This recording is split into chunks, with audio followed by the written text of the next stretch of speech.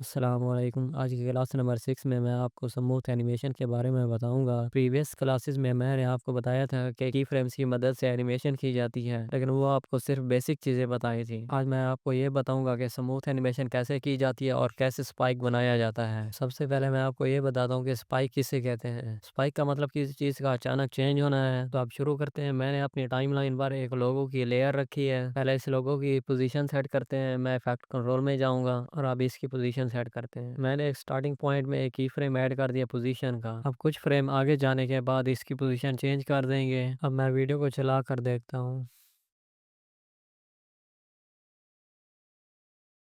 लोगों की मूवमेंट बिल्कुल ऐसा होने की वजह से की फ्रेम्स का फासला थोड़ा सा कम करेंगे। अब दोबारा चला कर देखते हैं।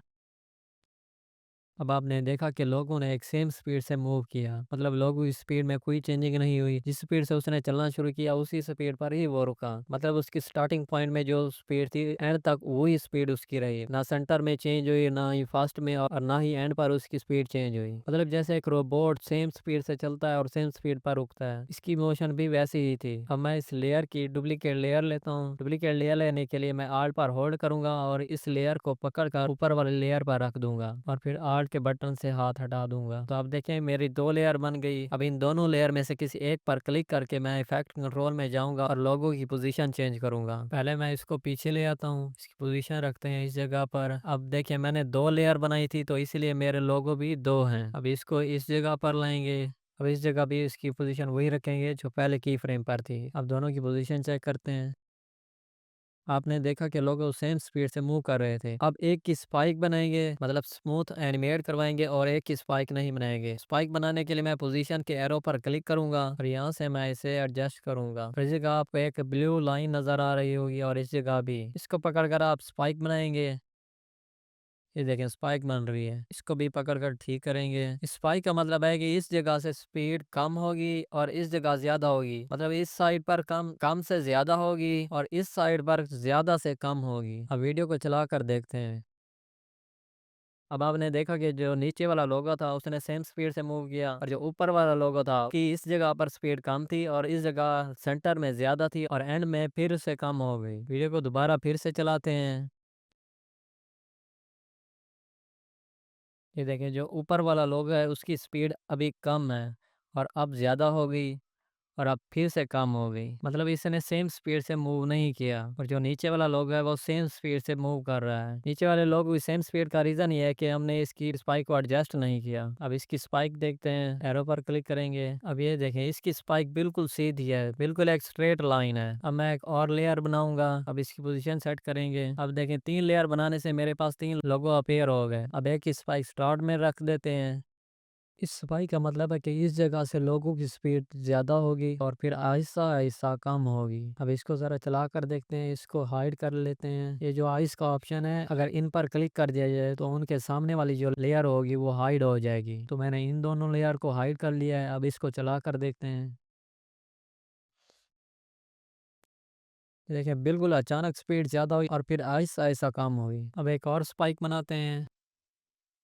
इस लेयर की स्पाइक मैंने शुरू में बनाई है, इस लेयर की स्पाइक मैंने सेंटर में बनाई है। अब इस लेयर की स्पाइक बनाते हैं। इसकी स्पाइक मैं एंड पर बनाऊंगा। अब स्पाइक बनाते हैं। ओके।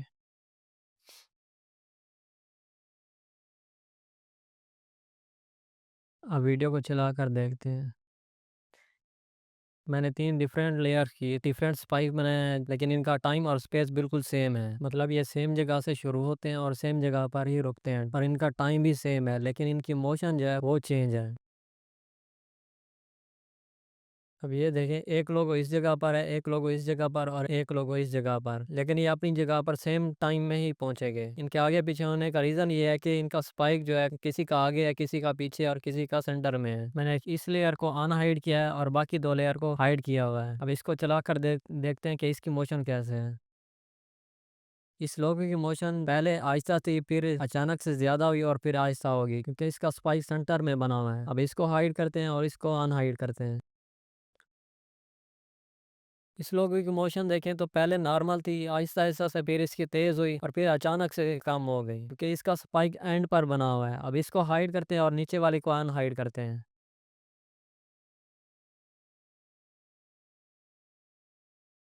अब इसकी जो मोशन थी स्टार्टिंग पॉइंट में बिल्कुल ज़्यादा थी और फिर आहिस्ता-आहिस्ता से कम हो गई क्योंकि इसका स्पाइक स्टार्ट में बना हुआ है। तो आप भी किसी जगह पे स्पाइक बनाना चाहें स्टार्ट में या एंड पर या दरमियान में सेंटर में बनाना चाहें तो आप बना सकते हैं। किसी भी जगह बनाना चाहें आप बना सकते हैं। ये आप पर डिपेंड करता है कि आप स्पाइक किस जगह बनाना चाहते हैं। अब इन लेयर्स को मैं डिलीट करता हूँ और एक टेक्स्ट ऐड करता हूँ। अब मैंने एक टेक्स्ट लिख लिया है स्पाइक। अब इसको एनिमेट करवाते हैं। पहले मैं इसकी पोज़ीशन चेंज करूँगा। अब मैं चाहता हूँ कि अपने टेक्स्ट को बाहर से अंदर एनिमेट करवाऊँ। तो उसके लिए मैं इसकी पोज़ीशन पहले सेट करूँगा। मैंने अपने टेक्स्ट को इस जगह पर रख दिया है। अब मैं स्टार्टिंग पॉइंट पर एक की फ्रेम ऐड करूँगा और कुछ फ्रेम आगे जाने के बाद एक और की फ्रेम ऐड करूँगा और इसकी पोज़ीशन भी चेंज कर दूँगा। इसकी पोज़ीशन मैं रखता हूँ इस जगह पर। अब देखें की फ्रेम्स के दरमियान कोई स्पाइक नहीं बना हुआ। बिल्कुल सीधी लाइन है। मतलब इसकी जो मोशन होगी वो बिल्कुल इक्वल होगी। अब इसको चला कर देखते हैं। इसकी मोशन बिल्कुल आहिस्ता-आहिस्ता है इसलिए की फ्रेम्स के दरमियान फासला कम करेंगे। अब दोबारा चला कर देखते हैं। अभी भी इसकी मोशन जो है वो स्लो है इसलिए की फ्रेम्स के दरमियान फासला कम करेंगे। अब चला कर देखते हैं।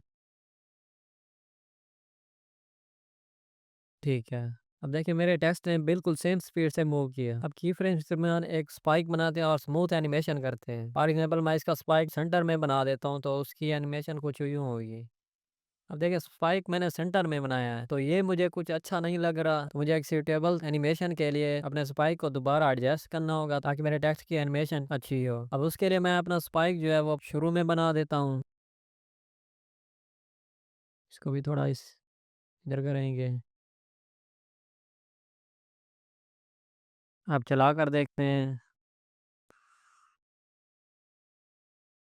देखिए अब मैंने स्पाइक इस जगह बना लिया है। इससे ऐसा लगता है जैसे एक पॉप अप इफेक्ट बन गया हो। तो इसी तरह आप भी किसी लोगो या टेक्स्ट की स्मूथ एनिमेशन करवाना चाहते हैं तो उसके लिए आपको भी की फ्रेम्स के दरमियान स्पाइक बनाना होगी। लेकिन टेक्स्ट पर या लोगो पर जिस चीज़ की भी आप एनिमेशन करवाना चाहें तो आपको एक ऐसी स्पाइक बनाना होगी जो उस पर सूटेबल हो। और आज के लिए इतना ही। आप मिलेंगे नेक्स्ट वीडियो में।